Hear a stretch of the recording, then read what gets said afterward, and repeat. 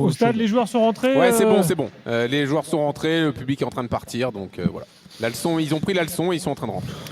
Bon, évidemment, Gibaud est dans les coursifs du stade et si jamais il y a une annonce ou quoi que ce soit, ce soir, côté Lillois, on sera là et on relaye. Permettez-moi de démarrer par Strasbourg quand même. O'Neil, 3 matchs, 3 victoires. Bon, la première, c'était contre une équipe Avranches, qui était une équipe d'amateurs, semi-amateurs en Coupe de France. Metz et Lille. A priori, Lille était l'équipe la plus difficile des 3. Et c'est là que Strasbourg a gagné plus. Le jeu a un peu changé avec lui. Moi, je ne sais pas ce que vous en pensez. C'est plus simple aussi, je trouve. C'est plus vertical. Ouais, mais même s'il n'a pas changé grand-chose dans les compos. Il y a des choses qui restent sur les compos. Il y a des choses qui restent. Déjà, je vais dire un truc. Avec Strasbourg, on a des bons matchs. On avait des bons matchs avant avec Rosenior, on a des bons matchs avec O'Neill, c'est-à-dire que à chaque fois sur la fin 2025, c'était pas. Ouais, non, je veux dire, je parle pas des matchs de Strasbourg, enfin du club. Je parle des matchs où joue Strasbourg. D'accord. Strasbourg a des intentions qui fait que tu vois un match.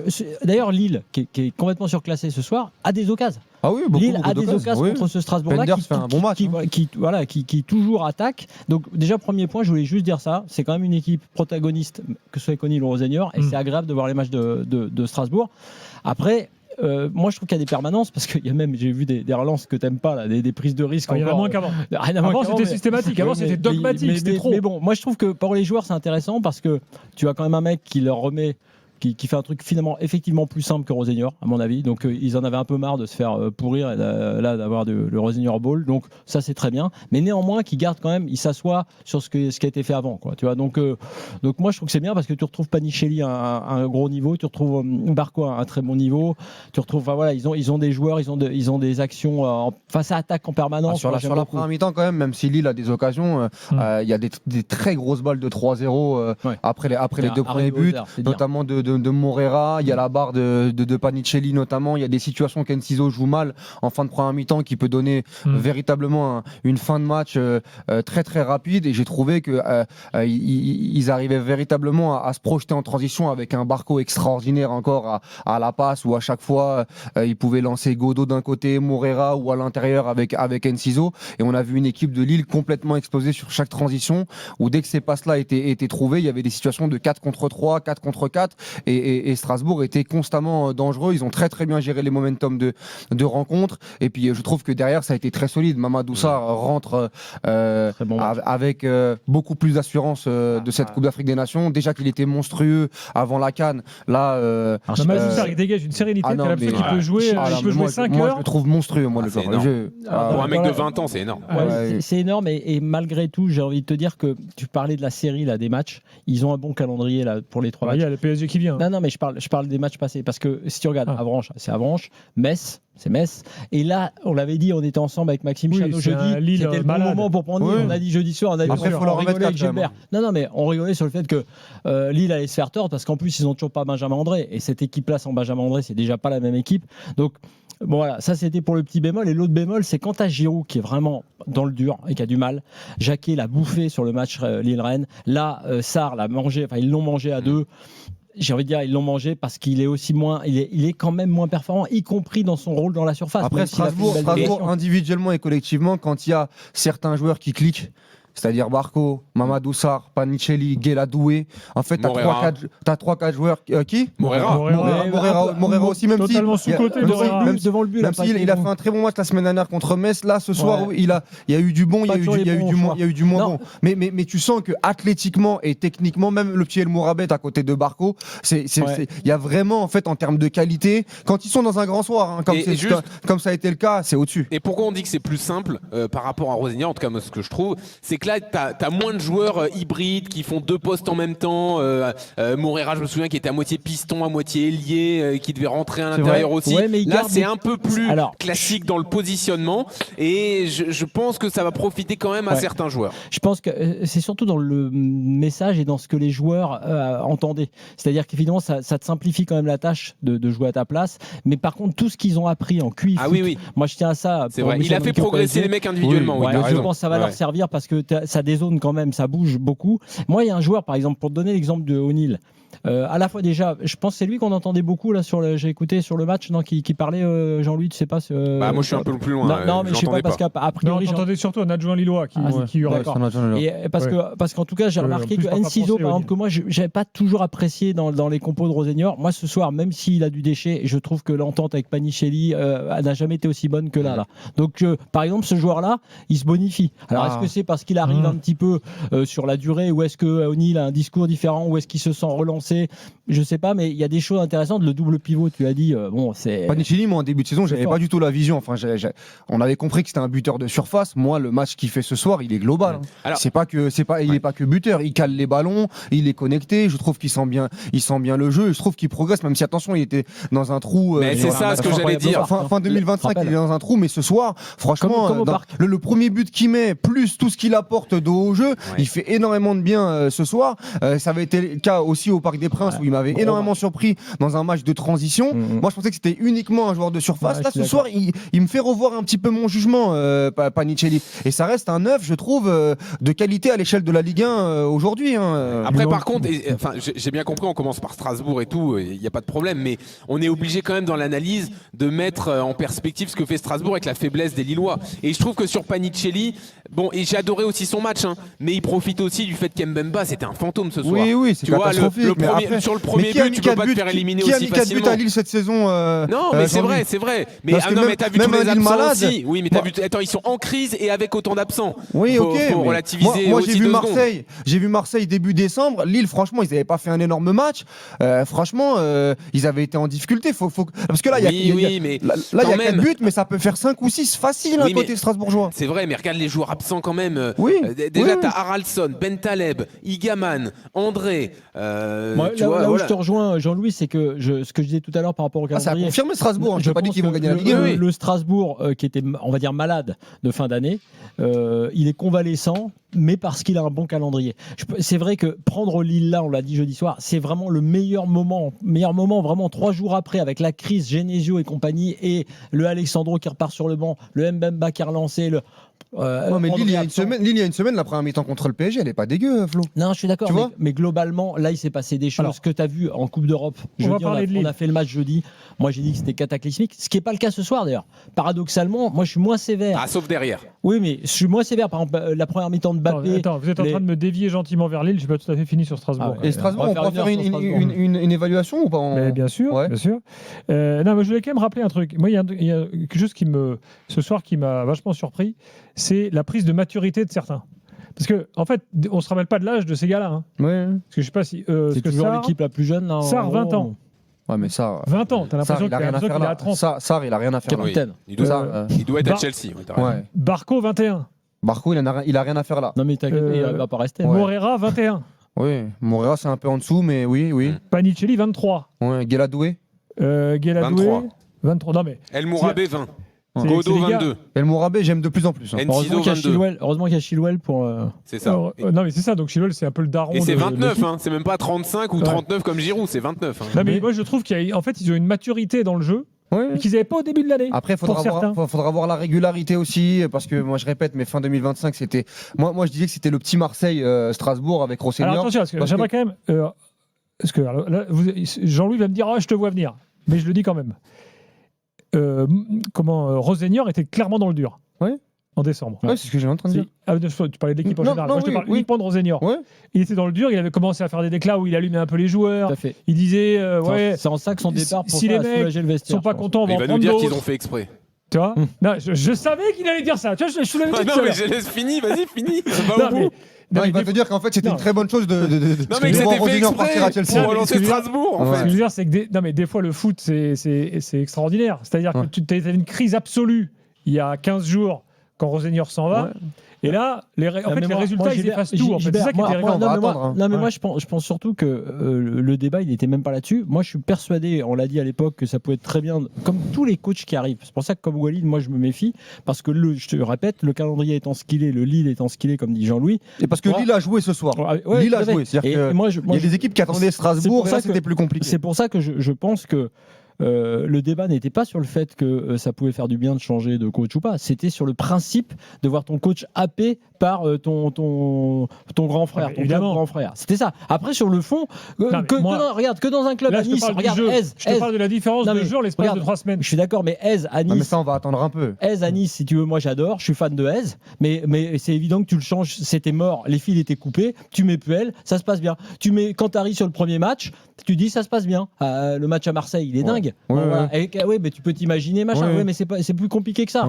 Tu vois, quand tu vas retomber dans le dur et quand ils vont prendre des vraies équipes en face qui seront en forme et en confiance, on verra si le Strasbourg de O'Neill sera le même. Allez, pour boucler sur Strasbourg, évaluation maintenant et après on ouvrira le dossier lillois avec le 32-16. Il y a beaucoup d'appels de Lillois ce soir. Donc, de quel joueur... Moi, je parlais de Barco parce que, encore une fois, on le dit depuis le début de saison, mais ce joueur-là, c'est exceptionnel.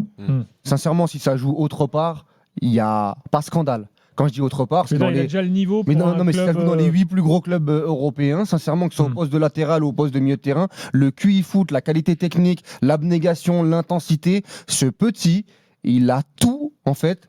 Il a toutes les qualités pour jouer au très très haut niveau. Moi ce soir, je vois des choses, sincèrement, les passes cachées, les passes en première intention, les prises de balles.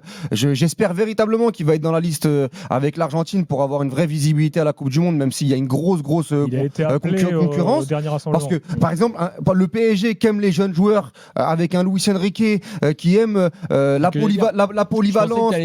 Non, mais les joueurs qui ont des doubles postes façon Hakimi ou Warren Zaïre-Emery, mais Barco, il est totalement PSG compatible. Moi, c'est ce que je veux Sincèrement, s'il est déjà ficelé au frérot à Chelsea, ok, très bien. Mais s'il y a d'autres gros clubs européens qui veulent y aller, et notamment un qui est en Ligue 1, il faut vraiment foncer. Je pense pas qu'il soit ficelé. Enfin, rien n'est jamais ficelé. Non, mais je sais pas. Moi, je suis pas un petit papier. Je pensais qu'au départ de ta démonstration, tu voulais arriver à ça, parce que je trouve que comme le Bayern avec les bons joueurs dans ton championnat, je pense que le PSG, effectivement, il y en a pas 36. T'as 3 joueurs à prendre par an et encore dans un championnat comme la Ligue 1. T'as pris Désiré Doué à Rennes, tu dois aller prendre Barco à Strasbourg. Bien sûr. Je suis désolé. Et moi j'ajoute un truc sur Barco, évidemment sur le jeu et tout, on va tous se rejoindre. Et il y a une dimension vice chez lui qui est très importante dans son jeu, dans sa façon de protéger. Et aussi un truc qui est révélateur, il prend très souvent des petits coups des adversaires. Donc je pense qu'il doit parler, les chauffer aussi. On l'avait vu la semaine dernière contre Metz aussi. Et je pense qu'il a ce côté-là au milieu de terrain qui peut être aussi utile à une équipe. Bon, je peux en rajouter. Sur Strasbourg, je vais juste dire un truc sur le côté droit avec Guéladoué, notamment. C'est fort aussi, lancement de jeu, pareil, il a fait la canne, Guéladoué. Sur le premier but, c'est lui qui fait la différence. C'est lui qui fait la diff. Et si tu regardes bien, même je sais plus si sur l'occasion après qu'aboutit à Diego Moreira, qui est à l'arrêt de Auxerre, c'est aussi ce côté droit et c'est aussi Guéladoué au départ. C'est un joueur, pour connaître l'histoire des frères Doué, qui est techniquement très très fort, qui était plus fort. Évidemment, le frère était tout petit à l'époque. Parfois même un peu trop facile d'ailleurs. Ah, mais très facile. Je me souviens, si vous reprenez ce dribble à Rennes, là, où il est passé au-dessus du défenseur, il avait fait un dribble sombrero, là, un truc de Maboul. C'est un joueur qui est très très technique, très intelligent. Il a énormément progressé aussi. Et il a beaucoup progressé. Donc c'est pour ça que Parce que personne ne le voyait à ce niveau à Rennes. Il était derrière Assignon. Il est parti pour ça. Et moi j'aime bien tout le. Oui, Stéphane le voyait plus fort qu'Assignon, mais au départ, Assignon est devant lui. Moi j'aime bien tout le côté droit d'ailleurs. J'ajoute Moreira, même si vous l'avez trouvé un peu en dedans, mais je trouve que ces deux-là, ils s'entendent bien en plus les deux. Et d'avoir replacé Moreira à droite, ça c'était pas le cas avec Rosenior, il était plutôt à gauche. Et de le faire partir de la droite, revenir sur son pied gauche, je trouve ça assez intéressant. Il marque d'ailleurs contre Metz comme ça la semaine dernière. Il avait fait un très bon match contre Metz. D'ailleurs, moi les trois plus gros potentiels, c'est Barco, Sarr et Moreira, dont on parle finalement assez peu. Selon moi. En revanche, petit bémol. Pour moi, Doué va aller plus haut que Moreira. T'ajoutes Doué, ça fait 4. Bémol sur 2 joueurs quand même. Enciso, c'est bien gentil, il a marqué ce soir, mais enfin, Enciso, il fait tout. T'es dur quand même avec lui. Il faut aller à droite, il va à gauche. C'est vrai qu'il y a des mauvais choix. Ce soir, il est pas mal, mais moi qui regarde tous les matchs. Non, mais il y a une bonne première. En tout cas, moi, je comprends pas qu'il joue autant. C'est vrai que parfois, il est un peu poulet sans tête dans les choix, mais par contre, il est important dans les prises de balle, dans le positionnement. Aussi, moi j'aime bien. Moi, je trouve que ça colle surtout à des équipes comme ça, parce qu'en fait, pour jouer dans ces. Mais il est frustrant parfois. C'est vrai qu'il ce qu'il dit Gilbert, c'est pas faux non plus. Si t'avais 11 joueurs comme Barco, c'est fini. C'est Chelsea. Pour une fois que c'est nous qui mettons des bémols, on a le droit quand même. Et moi j'aime bien l'entente avec Panicelli aussi. Les deux, Enciso, Panicelli, ça c'est très bien. Il l'a dit d'ailleurs chez le limite de diffuseur Panicelli quand même. Panicelli, c'est pas le numéro 9 le plus technique de la Terre. Ça, je suis d'accord. Oui, mais il réinvente pas l'eau chaude. Franchement, il n'invente pas l'eau chaude. Il fait les choses qu'il sait faire, cohérent. La grosse différence entre les deux, puisqu'on parle, on lit souvent. Il y a Emega qui revient, je vous signale. Sur le duel des planches ce soir, il met une claque à Giroud. Ah bah, il n'y a pas photo. En revanche. Et comme Sarr met une claque à Mbemba dans le duel des planches. C'est sûr. Ils n'ont pas le même âge, les quatre. Et d'ailleurs, vous voulez tous les vieux à la retraite. Non, mais d'ailleurs, c'était l'objet d'un avis que j'avais fait sur les darons de la Ligue 1. Je veux dire, ils mettent une claque, tous les mecs qu'on voit, les jeunes en général, les très bons jeunes de la Ligue 1, là, ils mettent une claque à la vieille génération. Ça fait très mal. Mais après, sur Panicelli, effectivement, moi je l'avais dit, sur son pied, sur sa qualité de pied, voilà, il n'a pas ça. Alors que c'est le bémol, justement. Qualité de tête. Oui. Non, mais c'est un joueur d'une touche. Pour l'instant, c'est un sous Cavani. Voilà. Oui, pour lui de devenir Cavani. C'est un sous Cavani. Après, Cavani, c'était un joueur PSG, c'était un joueur Napoli. C'est bien pour ça que je dis ça. Mais moi, je revois mon jugement sur Panicelli. C'est 11 buts quand même en Ligue 1, avec un trou. Avec un trou et dans une équipe de Strasbourg 13 toutes compètes confondues. 13 toutes compètes confondues et avec des buts de classe quand même. Parce que le premier but, comment il se retourne. C'est vrai qu'avec Jean-Louis, on est sur la road to Leipzig. Bien sûr. Ah oui, avec la Conference League. J'ai repris un peu d'espoir. Je t'avoue que j'étais pas très confiant ces derniers temps. T'as vu que Rosignor, il avait tapé le gros concurrent pour la Conference League. Bah bien sûr, en Crystal Palace. Et Fiorentina. Donc là, normalement, les Strasbourgeois, ils sont heureux et fiers de la victoire cet après-midi. Et il a montré le chemin. Pas sûr. Quel dimanche. C'est en plus Estevao, c'est un peu. Vous avez quoi, Diego Moreira, Estevao. Joao Pedro, c'est Emega. Ouais, voilà. Là, Chelsea a fait signer un jeune, là, je sais plus, un jeune asiatique. Je vais te retrouver ça. Je l'ai pas. Parce que maintenant, dès que Chelsea fait signer un mec de 15 ans, à Strasbourg, tout le monde se dit c'est bon, il vient dans 6 mois. D'accord, ok. Peut-être que Jérémy Jacquet, si ça se passe pas bien quand il sera à Chelsea, va redescendre à Strasbourg. Bon, Lille, les gars, dans quelques instants, 32-16 supporters Lille, on vous attend. Ensuite, on parlera de Lyon, de Nice. Encore une heure ensemble, bien sûr, pour débriefer le week-end de Ligue 1 dans l'after. À tout de suite. RMC jusqu'à minuit. L'after-foot. Bon, Lille, les gars, parce que tout à l'heure, vous avez dit absence de Benjamin André, problème avec Mbemba. Il n'y a peut-être pas que les absents ou blessure d'Igamal. Il y a plein de choses. Il y a plein de choses. Mais il est vrai quand même que quand tu arrives maintenant dans la Ligue 1, dans la constitution de ton effectif, avec... on va prendre l'attaque, parce que le problème est quand même majeur. Avec Giroud, qui ne devait pas jouer titulaire tous les matchs, à 39 ans, qui se colle tous les matchs, qui a plus son niveau, qui galère, que tu as Igaman qui est blessé. Si, c'est quand même, il y a un vrai souci sur les absences. Après, Igaman, quand il était là, il jouait pas. On peut rajouter Haraldsson, Ben Taleb, donc Igaman et André. C'est des joueurs importants. Donc, non, il y a un vrai truc sur les absences. Mais là, je pense qu'on est sur autre chose. Et c'est pour ça que je parlais de Genesio dans les 3 points. C'est que là. Il y a un autre absent, c'est Chevalier, si je puis me permettre. On y reviendra. Mais ah oui, bon, ils ont pas de gardien remplaçant. Il y a Dani Bakary aussi qui est plus là. Mais non, mais bien sûr, si je prends dans la constitution. Et Den Hazard est parti. Dans la constitution d'effectif, on s'en est rendu compte. Tu prends les gardiens et les attaquants et tu te dis comment tu as constitué ton effectif. Les gardiens, c'est pas possible. Lille, même si ça se passait pas mal ailleurs, tu peux pas aller loin en Ligue 1 ou en Coupe d'Europe avec les gardiens que tu as à Lille cette année. Et après, le cas Genesio avait d'ailleurs fait des déclarations en creux sur Auxerre qui étaient assez flippantes. Il y a d'autres gros problèmes. Ouais, mais juste un mot sur Genesio. J'ai l'impression de revivre le même film qu'à Rennes. C'est-à-dire que Genesio, tu as un truc sur le recrutement. Il semble valider le truc. Tiens. Et puis après, il semble dévalider les trucs en disant non, mais moi, s'il n'y a pas ci, s'il n'y a pas ça, on peut rien faire, c'est pas possible. Et puis à un moment donné, je prends la voiture, je vais à Lyon, je rentre chez moi et je dis ouais, non, mais j'arrête, je jette l'éponge. Ça, c'était pour Rennes. Il a dit ouais, non, j'en peux plus, je me casse, j'arrête, faut arrêter. Pour le coup, cet été, il l'a dit très tôt que le mercato était. Ouais, mais là, si c'est tu pour veux... ça que là, tout à l'heure, tu disais que tu n'exclus pas qu'ils disent. Pas qu'ils se barrent parce que je jette l'éponge. Déjà, bon, parce que c'est une info qui a circulé et puis voilà, j'ai rien inventé. Et Genesio, il est comme ça. C'est une info qu'on a sortie et qu'on maintient. Il a proposé sa démission qui a été refusée. Je vais te dire pourquoi j'y crois à 400%, parce que c'est la psychologie de Genesio. Genesio, il est comme ça, il est très compliqué à garder sur un temps. Là, ça y est, tu arrives déjà à la fin de la durée. Il a une date de péremption. Un an et demi là quand même. Ouais, mais il va. Non, c'est le début de la fin en tout cas. Je sais pas combien de temps ça va durer, mais lui va commencer à mettre ses dirigeants en porte-à-faux. Je dis pas que les temps, après on en reparlera dans la constitution d'effectifs, tout ça, ils sont tous responsables. Mais c'est pour ça que je pense que les joueurs sentent aussi ça. Sentent aussi que le coach qui a failli se barrer et qui commence à se poser des questions. Il savait où il mettait les pieds quand même, Bruno Genesio. Je parle pour les résultats. Je pense que les joueurs, quand tu as ton coach, c'est pas pareil d'avoir ton coach à 400%, qui a des solutions, qui prend des décisions, mais qui est pas, en gros, qui n'a pas d'état d'âme. Genesio, il a des états d'âme. Et ces états d'âme, ça se sent. Non, mais ça, je suis d'accord avec toi sur Bruno Genesio maintenant.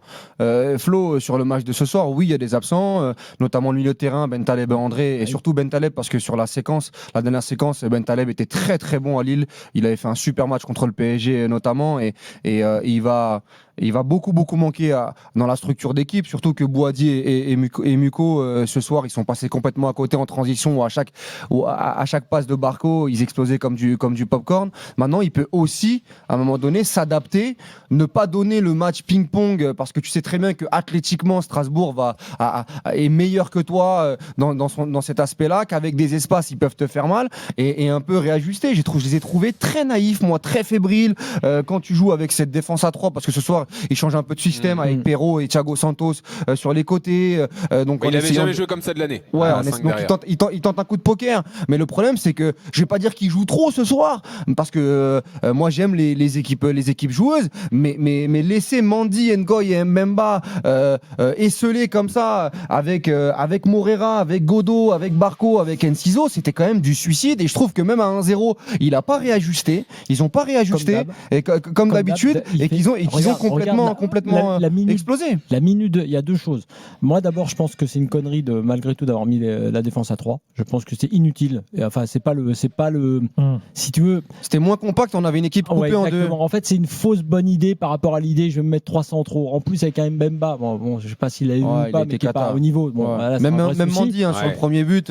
Mendy sur le côté. Je sais pas ce qu'il fait sur le premier but. Donc, si tu veux. Je pense que cette défense à 3, c'était pas une bonne idée. Et je pense que, comme souvent aussi chez Genesio, il change tard. C'est 70e, je crois, en fait. C'est ça, en gros. Oui, c'est ça. Bon, si tu veux, c'est trop tard. Enfin, évidemment, en plus, vu le score, c'est compliqué. Mais justement, vu le score et vu que t'as pas encore pris le 3e, parce que c'est ça la seule bonne nouvelle de la première période, c'est que tu prends pas le 3e but. T'es vivant et tu dois faire. Parce que moi, le problème que j'ai avec Genesio, le souci que j'ai avec Genesio, c'est pas forcément sa compo, etc. Bon, il tente un coup de poker, c'est perdant, mais ce qui me choque le plus, c'est le niveau des joueurs qu'il est censé faire progresser. C'est-à-dire qu'on dit toujours c'est un entraîneur qui doit faire progresser les jeunes, etc. Il y en a plein dont on connaît le potentiel et qui ne progressent plus avec Genesio. On a parlé de Boadi, on a parlé de Muko, on peut parler de Fernandez Pardo. Je mets même pas les joueurs d'expérience. Giroud, il fait ce qu'il peut, il donne ce qu'il a à donner et c'est tout. Mais ces joueurs-là, normalement, Genesio, il est capable de les faire progresser et là, c'est plus du tout le cas depuis quelques semaines. Et pour moi, c'est ça le problème, au-delà du niveau individuel, en plus des joueurs un peu fatigués. On a parlé d'Mbemba, de Mendy. Le meilleur sur le match, Jean-Louis, c'est Mbappé. Ah, c'est Ethan Mbappé, exactement. Moi, franchement, en première mi-temps, c'est lui. Et moi, je suis agréablement surpris par les qualités du joueur, parce que moi, je l'avais suivi en jeune, mais il était 6 devant la défense. Là, maintenant, il est ailier virevoltant. Et moi, j'aime son foot. Mais Walid, je reprends une phrase de Kevin pendant le match. Si Ethan Mbappé est ton meilleur joueur, c'est qu'il y a un problème. Il est censé être le remplaçant de cette équipe. Il n'est pas censé mener l'attaque de Lille, tu vois. Après, on peut dire du bien du petit qui a 19 ans. Non, mais on le dit, mais ça montre bien que globalement, il y a un souci. Bien évidemment. Mais moi, je trouve que sur la première mi-temps, celui qui met le feu, celui qui crée les occasions, c'est lui. Même si en deuxième, j'ai trouvé un peu plus frustrant parce qu'il a voulu. Il prend trop de frappes, etc. Il a le côté du frérot, genre je vais sauver la patrie. Oui, mais c'est insupportable. Sur la deuxième mi-temps, oui. Sur la première mi-temps, j'ai trouvé connecté au reste de l'équipe et très bien. Est-ce qu'il aurait fait une Panenka s'il y avait un penalty? Ça, je sais pas. Mais en tout cas, Brahim Diaz n'était pas sur le terrain. On soutient Brahim Diaz. Mais oui, peut-être. Mais en tout cas, sur Ethan Mbappé, voilà, on pouvait se poser des questions sur son niveau. Moi, je trouve que ce qu'il fait cette saison, à 19 ans, il a le profil pour jouer les yeux fermés en Ligue 1. Mais pour revenir sur ce que tu disais, oui, je suis d'accord avec toi. Mais moi, ça fait un moment que je le dis. Un Fernandez Pardo, avant, il allait à 10 000, il déposait tout le monde. À part son but ce soir, son adversaire a passé une soirée très très tranquille. Giroud, oui, d'accord, ok, très bien. Mais moi, Giroud, je répète, quand en novembre, décembre, je venais dire dans Rotten sans flamme, attention à Giroud, attention. Genesio est en train de le surresponsabiliser. Dès le mois d'août, Walid, on a dit qu'il fallait un deuxième attaquant et qu'il pouvait pas faire la saison. Oui, mais d'accord, mais s'il est cramé. Dès le mois de juin à Los Angeles, même moi, j'ai mis des doutes sur son âge. Mais s'il est cramé, c'est la faute de Genesio. Moi, je suis désolé. Et après, ce soir, tu peux me parler des blessures. sûr, tu peux pas en prendre 4 comme ça de cette manière. C'est gros éclat ce soir. Tiens, écoutez, ça fait quand même tâche. Hein. Écoutez-le, c'était il y a quelques instants dans la zone d'interview. Dure soirée, beaucoup de déceptions évidemment, beaucoup de silence dans les vestiaires. Dur psychologiquement, physiquement, les matchs s'enchaînent. Il y a beaucoup de fatigue physique, mentale, mais dans ce moment-là, il faut serrer les coudes et c'est ensemble qu'on va se relever. Il a dit tout simplement que il fallait récupérer pour le match de jeudi parce qu'on a un match très important. Mais évidemment qu'il y a beaucoup, encore une fois, de fatigue mentale et physique. Mais il y a deux options. Il y a soit on garde la tête dans le guidon et on baisse les bras, ou alors on relève la tête et on se bat tous ensemble. On aura besoin de tout le monde, du soutien aussi de nos supporters. Voilà, oui, jeudi, match d'Europa League contre Fribourg, et où il faudra peut-être prendre des points pour Fribourg, bonne équipe, c'est ça, bien classé. Oui, ils sont troisième, non ? Ils sont troisième. Fribourg, un peu plus. Fribourg et tu vas juste en dessous de la zone européenne en Allemagne. Fribourg et tu vas à Lyon la semaine prochaine. Le Lyon d'Hendrick. Là, ils ont un calendrier horrible. Si tu perds contre Lyon, pour moi, le top 4, on l'a. Moi, je pense sincèrement que le Lens-Marseille-Lyon, c'est terminé pour Lille. Salut Marvin. On peut dire que Marvin n'est pas gay ce soir. Salut Marvin, ça va ? Marvin. Ça va très bien, c'était prévisible donc. Prévisible, tu t'attendais à une telle baffe là ? Quand même. En fait, ce midi, je passe à votre antenne et j'étais optimiste. J'avais dit victoire de Strasbourg, mais avec 2-1. J'ai été un peu optimiste. Bon. Moi, je vais être franc. J'ai entendu certaines choses où on dit que ça fait certaines semaines que Genesio, ça marche plus. Moi, je vais aller plus loin. Ça fait 1 an que Genesio avec lui. Excusez-moi du terme, on s'emmerde. J'étais passé à votre antenne même en juin. J'avais dit, si on veut dormir les dimanches après-midi pour garder les matchs de Lille, Genesio, c'est un entraîneur intérimaire. C'est bon, 6 mois. Ça a été le cas. Lyon, à Rennes et à Lille. Son jeu, il est stéréotype. Il est nul. Ses choix sont catastrophiques. Le recrutement, on pourra dire l'étang. Moi, je vais viser plutôt les actionnaires du club, pas l'étang, parce que l'étang, c'est juste un employé du club. Je pense qu'il fait avec les moyens que l'actionnaire peut lui demander. On recrute des mecs qui sont nuls. L'autre gardien, là, salade tomate oignon, il peut y retourner. Non, quand même pas. Je suis désolé, le troisième but, il peut pas rester debout. Un peu de respect quand même pour Roser. Il doit se coucher. Et je parle pas. À un moment donné, on peut m'expliquer comment un gardien peut faire un crochet, libre total dans le positionnement du corps et chercher une transversale. Non, mais il est vrai que ce gardien est un problème. Mais attendez, ce soir, il fait aucune erreur quand même. Ouais, c'est pas arrêtez sur les calculs, qu'est-ce qu'il fait comme erreur ? Si tu regarderas sur le but de Godot, la sortie qu'il fait, mais il fait ce soir, c'est pas Roser. Gilbert, ce soir, sincèrement, c'est pas ouvert. T'as le droit aussi de faire des oui, exploits d'accord, de temps en temps. C'est un saloon, c'est un saloon ce soir. Saloon, les portes reviennent. Ah oui, sincèrement. Même pas. Ah oui, il n'y a même pas de porte. C'est porte ouverte. Non, mais puis il n'y a pas que ça. Moi, Giroud, c'est honteux déjà de l'avoir sorti. Et tous les supporters qui suivent Giroud, excusez-moi du terme, ils ne connaissent rien en football. Giroud, toute sa carrière, je ne pense pas que ça a été un joueur qui prend le ballon, qui va dribbler 7-8 joueurs, qui va tenter je ne sais quoi devant le but. C'est un renard des surfaces, c'est un joueur d'appui. Oui, mais le vrai problème, alors moi pour une fois... attendez, je finis juste et après il n'y a pas de souci. Depuis le début de saison, il est esselé. Sauf que moi, je le dis, il doit jouer avec un joueur à côté de lui au minimum. Alors, je suis d'accord. Alors, je vais te dire ce qu'on a eu ce débat avec Maxime jeudi soir. On n'était pas tout à fait d'accord parce que je pense que malheureusement, même sur son rôle de planche, même sur ce rôle-là, il lui arrive face à de bons défenseurs de se faire manger aussi sur ce rôle-là. C'est ça pour moi le plus inquiétant. En revanche, c'est vrai que parfois, non mais là où tu as raison, c'est que Lille l'a mal utilisé, c'était d'ailleurs la thèse défendue par Max Chano jeudi soir, c'est vrai aussi, et c'est vrai d'ailleurs que dans le 4-4-2 mis en place par Genesio dans la deuxième mi-temps jeudi soir, en rapprochant Fernandez Pardo de Giroud, c'était mieux. Donc effectivement il y a sans doute des choses à améliorer là-dessus, mais moi je suis un peu surpris effectivement que tu repartes, à part donc cette défense à 3, un peu cosmétique j'ai envie de dire. Genesio mais à quel point est nul, on prend le bouillon au milieu. Et on va jouer avec 2 milieux, avec Mouko, son rêve c'est d'aller au Real de Madrid, il peut faire un transfert à la PlayStation. Parce que c'est pas le milieu adéquat, c'est vrai qu'il n'y a plus Ben Taleb, pas plus les bons joueurs. Milieu. Déjà une défense à 3, il faut qu'il arrête avec Mandy et Bamba. Attention, Mandy qui fait de base, qui est très très intéressant, mais c'est pas un joueur qui a des caractéristiques à son âge de jouer dans une défense. Aujourd'hui, Alexandro te manque énormément. Ouais. Mais moi je pense que tu vois le vrai Alexandro de l'année dernière, de la saison dernière. Oui, pas celui de cette année, mais attends, moi je pense que l'enterrer définitivement là parce qu'il est dans un creux, c'est pareil. Pour moi, athlétiquement, tu peux pas faire avec Mbemba et Mandy en 2026.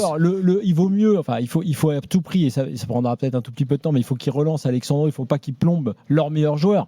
Parce que je veux dire, il a été bon, il va pas devenir bidon. Maintenant, je suis d'accord avec toi, c'est que c'est vrai que ça fait un moment que les mêmes problèmes se répètent à Lille. L'année dernière, à la même époque, je me rappelle, ça avait fait 2-3 nuls contre Auxerre, contre Nantes, c'était plein du recrutement. Il y avait déjà beaucoup de blessés où on avait dit que Genesio faisait surperformer ses équipes, mais le jeu n'était pas gigantesque en 2025 l'année dernière, où je me rappelle que tu te fais éliminer contre Dunkerque, notamment en Coupe de France, même si ça reste un braquage sur ce match-là, qu'en deuxième partie de saison, tu rates ton rendez-vous clé contre Dortmund à l'aller et au retour, et surtout au retour, où on pensait que tu allais sortir une équipe de Dortmund qui était assez faible, qu'au final, il n'y a pas eu énormément de matchs où tu as pris du plaisir en deuxième partie de saison, et c'était plus le top 8 en Ligue des Champions sur la première partie qui était à valoriser, et là, tu repars sur les mêmes bases sur ce début de saison, où je répète, même quand il n'y avait pas les blessures, il y a pas mal de matchs fin 2025, même un peu avant, où sincèrement, même quand ça gagne, tu gagnes au Havre en infériorité numérique parce que Gaman rentre et te fait du bien. Le match contre Auxerre, t'as 0,55 d'XG, tu mets 4 buts, tu sais pas trop comment, t'as le petit Diouane qui rentre et qui fait du bien. C'est Diaoun, pardon, ça fait un moment que t'es sur un fil avec les blessures, avec les moyens, avec le problème de recrutement, avec le jeu de Genesio qui est pas dingue, avec les irrégularités. Un coup c'est Haralson, un coup c'est Sarawi, un coup c'est Fernandez Pardo. Voilà, ces problèmes-là avec Lille, on en parle depuis un moment sous Genesio, mais comme en fait Lille est entre guillemets, ils doivent assainir leurs finances, que c'est très compliqué et qu'ils sont toujours entre la 4e et la 5e place et que ça marche plutôt bien en Europe, on dit rien. Mais ça fait un moment que dans le jeu, on retrouve plus cette équipe lilloise. Il y a deux trucs. Moi, ça me rappelle effectivement ce qu'il y a eu à Rennes, c'est-à-dire que Genesio, faut le faire partir s'il veut partir au bon moment. À Rennes, il fallait le faire partir dans l'intersaison où il avait émis des doutes, il fallait le faire partir à ce moment-là parce qu'après c'est un vrai bordel et dans la saison ça se passe pas bien, puis c'est lui finalement qui pète un câble. Mais le deuxième point quand même, et oui, mais Flo, quel coach peut aujourd'hui, je veux bien moi Genesio, mais peut cohabiter avec Létang? On a vu avec Fonseca qui est pour moi un très bon coach, qui a toujours eu des soucis avec Létang. Létang à Rennes, ça a été aussi compliqué avec ses coachs. Aujourd'hui, tu vas les prendre qui après derrière Genesio? Il y a une deuxième chose, c'est que c'est la constitution de l'effectif et la façon dont tu travailles. Alors effectivement, c'est le couple président-entraîneur, c'est vrai, et parce que là, l'histoire de Giroud, elle est emblématique. En fait, Giroud, c'est un piège. C'est un piège pour un coach. Je pensais que tu allais rappeler que c'est Létang qui fait venir Giroud. Oui, bien sûr. Et moi, je me souviens que quand on était à Los Angeles et qu'on évoquait avec les proches de Giroud le fait qu'il allait venir et tout, il a eu Genesio, pas Genesio, non, pas encore, pas. Tu vois, pour savoir. Tu vas jouer comment? Tu vas jouer à quel rythme? Tu vas être dans la rotation? Comment ça va se passer? Quand tu prends Giroud, tu peux pas le mettre dans la rotation. Non, mais je pense que c'est un piège pour un coach. Et là, pour le coup, Genesio ou un autre. Mais ce que je veux te dire par là, c'est si tu as un coach plus fort et qui te dit non, Giroud, il ne faut pas le faire parce que j'ai envie de faire ça, et ça ne va pas le faire et ça va être un piège plutôt que l'inverse. Voilà, ce n'est pas le cas. Genesio, il a fait contre mauvaise fortune bon cœur, il a sorti un discours, il a dit qu'il avait parlé à Giroud que ça allait bien se passer. Giroud nous a dit la même chose, ce qui est vrai. Parce que je pense qu'ils ont tenu un discours en disant on va gérer les temps de jeu, on va faire ci, on va faire ça. Mais c'est un vrai piège. Jean-Louis, en fait, les bonnes équipes aujourd'hui, juste pour finir, c'est ceux qui, dans le recrutement, sont pas allés s'embêter à faire un cas, à prendre un ancien international comme ça de 39 ans et qui essaie de trouver des joueurs, même plus jeunes, mais qui sont capables de servir le collectif. Quoi. Et ce qu'il y a derrière, c'est l'idée aussi que c'est très difficile de bosser avec Olivier Létang. Et je trouve que cette idée, je trouve qu'Olivier Létang, il a un peu bon dos aussi. C'est un peu facile de dire, de sortir cette excuse-là maintenant au niveau de Genesio, parce que quand tu viens à Lille, tu sais comment ça se passe, tu sais qu'il va falloir bosser avec ce président omniprésent, etc., et composer avec. Il y a eu des périodes où ça se passait bien au début, Létang était là, ça n'empêchait pas Genesio de bosser. Et Flo, tu as parlé de la période rennaise, il n'y avait pas Létang comme président et ça n'a pas empêché Genesio d'avoir du mal sur la longueur aussi avec ses entraîneurs. Jean Baumel nous alerte dans les minutes qui viennent. Olivier Létang va venir dans la zone d'interview et Genesio va venir en conférence de presse. Alors qu'il est suspendu et que normalement on pensait qu'il ne viendrait pas. Y aura-t-il une annonce? On se retrouve dans quelques instants. Et je remercie Mardine et le 32-16. C'est l'actualité qui nous sert ça sur un plateau aujourd'hui. Et heureusement que tu es là pour nous faire vivre ça au stade, comme d'habitude. À tout de suite. RMC, l'after-foot. RMC, jusqu'à minuit, l'after-foot. Gilbert Bribois. Il est 23h22, Walid Acharchour est là, Florent Gautreau est là, Jean-Louis Tour est au stade où nous attendons donc les interventions d'Olivier Létang et de Bruno Genesio dans quelques instants, comme nous l'a annoncé Jean Baumel. Bon, on va voir ce qui se dit, mais en général, quand un responsable com vient pour dire « bougez pas, Létang et Genesio arrivent », enfin le président délégué et l'entraîneur arrivent, c'est qu'il va y avoir des choses qui vont être dites. Alors moi je te dis là-dedans, ce qui m'étonne, c'est que Genesio vienne alors qu'il est suspendu et qu'on s'attendait à voir en conférence de presse Dimitri Farbos, son adjoint. Létang, ça m'étonne un peu moins, même si lui aussi est suspendu d'ailleurs pour cette rencontre. Oui, mais ça veut dire qu'il se passe quelque chose. Rien ne les empêche de venir dans la zone d'interview, je pense que c'est pas... Oui, dans la zone d'interview, t'as raison. Je pensais plus à la conférence de presse. Létang, il est obligé de parler ce soir. Ouais. Parce que moi, je veux bien qu'on parle de Genesio, mais il faut aussi parler de Létang. Moi, j'ai encore vu l'interview de Sylvain Armand avant le match avec Guillaume Moirot, il n'y avait pas d'intérêt. Ligue 1+. Mais on lui pose la question par rapport au recrutement. Il te dit non, mais ça, c'est le rôle du président. D'accord, en fait, à quoi tu sers, en fait?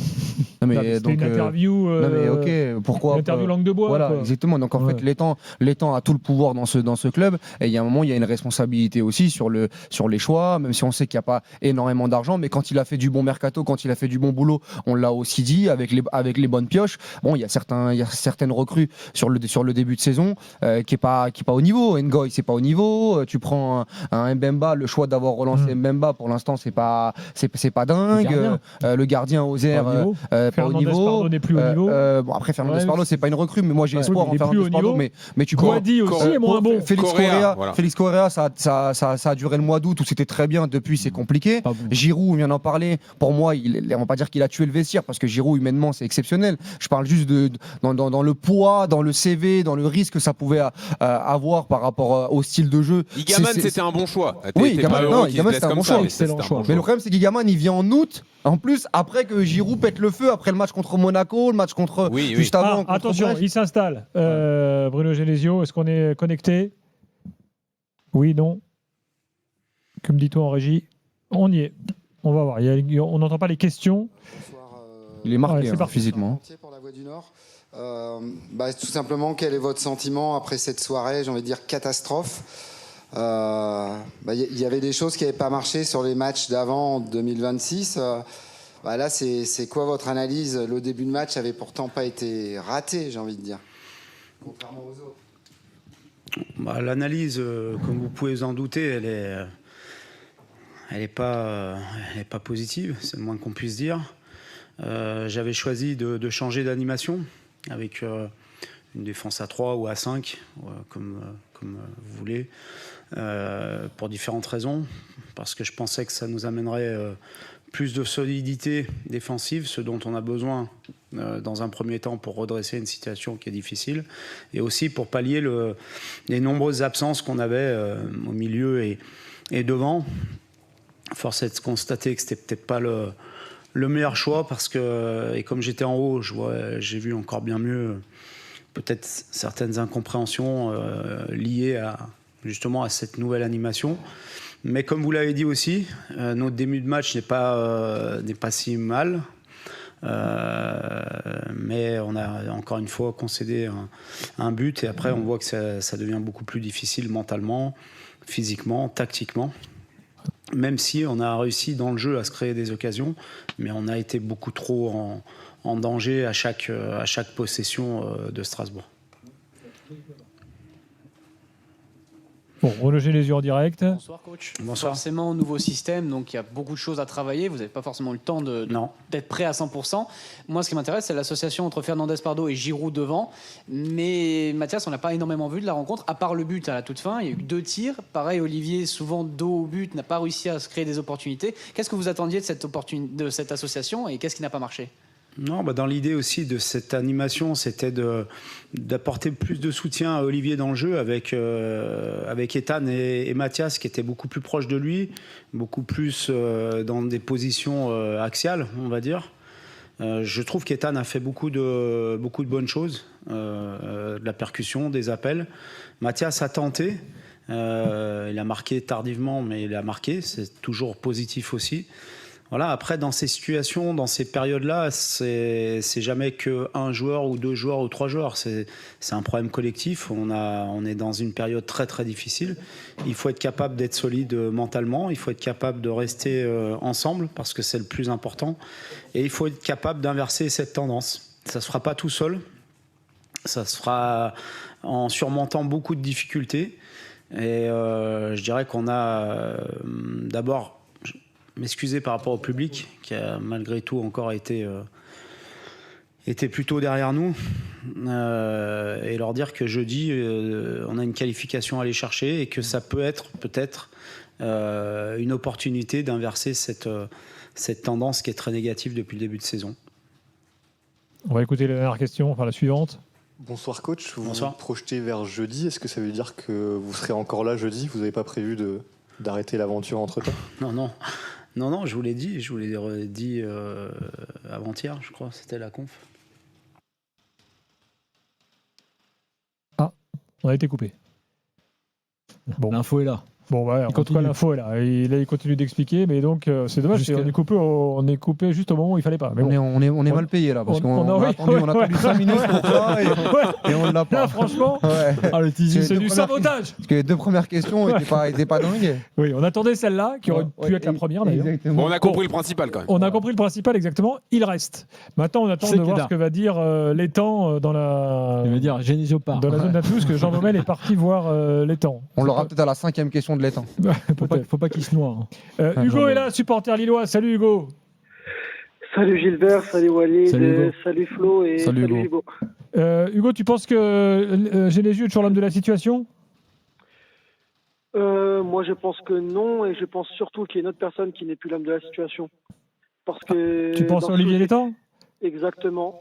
Parce que à un moment donné, il se veut être quelqu'un de très ambitieux, voilà, qui quelqu'un de caractère en tout cas, mais moi j'aimerais bien que son ambition, il la montre sur son recrutement, parce que honnêtement, je ne comprends pas comment on arrive à encaisser certains gains, à vendre certains joueurs, quelque part j'ai envie de dire les bijoux de famille à certains clubs et d'avoir des recrutements si poussifs. Et si le problème ne vient pas de lui, mais de son propriétaire qui ne serait que dans une optique d'encaisser l'argent et de revenir sur son investissement et de ne pas dépenser, alors à ce moment-là, il y a une décision collégiale qui doit être prise. C'est soit un autre repreneur, soit Olivier Létang de sortir quelque part les coronets, si je puis dire, pour mettre les investissements qu'il faut sur la table. Parce que le LOSC, je le répète, à chaque fois que je passe à l'antenne, c'est une équipe qui, dans les 6-7 dernières années, est quasiment tout le temps dans le top 5. Moi, je pense qu'on arrive au bout du bout si on continue avec cet effectif-là et avec ces ambitions-là. Bon, le message est clair. On attend que Olivier Létang prenne la parole dans quelques minutes. Donc, on reste attentif. On a fait le tour sur l'île. Jean-Louis, tu veux rajouter un truc? Non, c'est bon, on a fait le tour. Bon, écoute, si Olivier Létang s'exprime, on prendra Jean Baumel avec nous pour qu'il nous raconte ce qui s'est dit. Merci Jean-Louis, bonne soirée. Ciao, à demain. Top, Olivier Létang. Il est là. On y va, on écoute en direct. Effectivement que tout va bien. On a un début d'année 2026 qui est pour le moins très difficile en termes de résultats. Les faits sont là. Vous avez nos résultats depuis le 1er janvier. Mais c'est aussi le moment pour moi de redire que j'ai une grande confiance dans tout l'effectif, le staff, Bruno bien évidemment, et que il faut s'accrocher dans cette période-là. Il faut retrouver nos valeurs et nos vertus.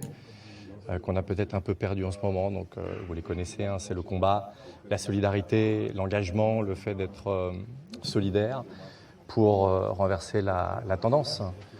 Parce que dans cette période-là, dans les périodes qui sont pas vertueuses, mais plutôt un cercle vicieux, il faut s'accrocher, il faut rester tous ensemble, solidaires, soudés, être rassemblés, et on va s'accrocher pour inverser le cours des choses. Voilà, moi j'ai encore une fois une grande confiance et beaucoup de force. Il faut traverser cette période-là, ça ne va pas se faire simplement en claquant des doigts, donc, mais tous ensemble, encore une fois, en étant, je l'ai dit, rassemblés, solidaires et en envoyant beaucoup de force. Qu'est-ce qui fait que vous maintenez votre confiance à Bruno Genesio ce soir ? Ça, c'est même pas un débat. J'ai fait une interview la semaine dernière que vous avez dû lire dans un magnifique journal économique qui s'appelle Le Figaro, dans lequel je disais que je souhaitais que Bruno soit notre entraîneur l'année prochaine. Encore une fois, il fait un travail remarquable, extraordinaire. Au quotidien, on a une relation qui est très, très, très, très bonne. Donc, totale confiance. On a une période, Jean l'a dit, qui est aujourd'hui difficile, mais voilà, qui n'en a pas. Et si je dois parler du match de ce soir, si on regarde les chiffres, j'ai eu quelqu'un après le match qui n'avait pas regardé le match qui m'a dit mais finalement quand on regarde les données en termes de frappe, d'occasion, de possession, on a des indicateurs qui sont plutôt bons. Par contre, on est dans une période qui est plus difficile, qui est noire. Voilà, donc moi j'en suis le premier responsable. Donc c'est dans ces moments-là, je me répète de nouveau qu'il faut rester tous ensemble, solidaires et avoir beaucoup de force. Voilà pour Olivier Létang. Très bonne prise de parole. Qui donc maintient son coach. Il apporte du calme. Je rappelle qu'RMC a donné les infos, que RMC maintient, comme quoi Genesio avait proposé de quitter son poste il y a quelques jours. C'est pas incompatible. Très très bonne prise de parole. Par contre, il y a un bémol à la Flo Gautreau. Oui, le Figaro n'est pas un journal économique. Ça c'est le premier. Ça c'est le premier bémol. Tout à fait. Et le deuxième bémol, c'est que si les gens qui parlent dans l'oreillette d'Olivier Létang n'ont pas vu le match, ça reste quand même inquiétant. Ah, tu parles sur les stats ? Ouais, parce qu'il avait quand même dit je parlais avec quelqu'un qui n'a pas vu le match. Oui, non, mais c'est des éléments de langage. Mais d'accord. Oui, c'est vrai j'espère que c'est un élément de langage. Il n'a pas tort. Oui, enfin, les statistiques, ça fait pas un match. Non, mais le match quand même. C'est un peu ridicule. Ça peut faire 4 ou 5. Non, mais néanmoins, dans la stratégie de com, et comme le dit Walid dans son introduction, je pense que la com est bonne. Bah oui. Parce que elle est accordée avec Genesio qui, dans le même temps, évidemment, dit qu'il reste. Et lui, il le soutient. Il pense qu'il est l'an prochain. On est dans un moment dur. Et moi, j'entendais le direct tout à l'heure sur RMC avec Jean-Louis, Kevin et Djibo. Et c'est vrai aussi, et Djibo le disait. Après, on n'arrive pas maintenant, on est totalement dans la culture de l'instant, donc tu n'arrives pas à te dire c'est la crise, c'est fini, il faut changer de projet. Ouais, mais bon, ils sont à 4 points de Lyon. Puis même, tu as le droit d'avoir une saison un peu plus difficile, de t'être trompé, comme tu disais, sur certains joueurs. Voilà, il y a plein de défauts. Il y a plein de défauts. Moi, il y a plein de choses que je reproche à Létang, mais pas cette communication ce soir qui est effectivement très claire et qui, au moins, t'envoie sur quelques semaines avec un Genesio qui a dû regonfler. Mais il est effectivement probable, parce que Genesio, comme j'ai dit tout à l'heure, il a plein d'états d'âme et ils vont revenir si ça ne va pas mieux, parce que je vous le dis direct, et que Létang lui a dit c'est dans ces moments-là qu'il faut qu'on tienne. On va faire un discours de façade qui est qu'on est là, il faut qu'on y aille et qu'on se la joue commando parce que de toute façon, économiquement en plus, on n'a pas le choix. Ça va être compliqué et que c'est difficile pour eux de trouver. Ça va être un enjeu. D'ici c'est le 2 février, je crois, à la fin du mercato. Les attaquants enfin les joueurs offensifs. Trouver les attaquants, trouver un coach si Genesio part. Alors, surtout là, je parle même du mercato. Surtout dans une semaine, Flo, tu joues ta qualif en Europa League. Bien sûr. Contre Fribourg à la maison où tu dois faire corps et tu vas à Lyon. C'est-à-dire que là, si tu perds ces deux rendez-vous, ta saison, tu viens de perdre contre Lyon en Coupe de France, c'est rideau. Tu vas jouer l'Europa League pour l'an prochain, mais sinon, tes ambitions pour la Ligue des Champions, pour moi, c'est terminé. En tout cas, c'est très proche d'être terminé. Donc, en fait, tu peux pas tout changer, tu peux pas mettre du feu sur du feu. Donc, pour moi, la com, elle est bonne. Maintenant, j'espère quand même que ceux qui parlent à Létang regardent les matchs. Quand tu n'as pas le choix, si tu veux, quand les circonstances sont plus fortes que toi, effectivement, tu as intérêt de faire ce genre de com positif pour tout le monde, pour ton groupe, parce que comme je le disais, je pense qu'à chaque fois les groupes sont très impactés par ce que montre leur coach. S'ils ont pu penser que le coach allait se barrer, c'est très très dommageable pour un groupe. Donc ça remet un peu l'église au centre du village. Et en conclusion, je dirais simplement que je préfère Olivier Létang dans ce rôle-là que dans celui d'aboyeur auprès des arbitres sur les terrains de foot et dans les couloirs des vestiaires.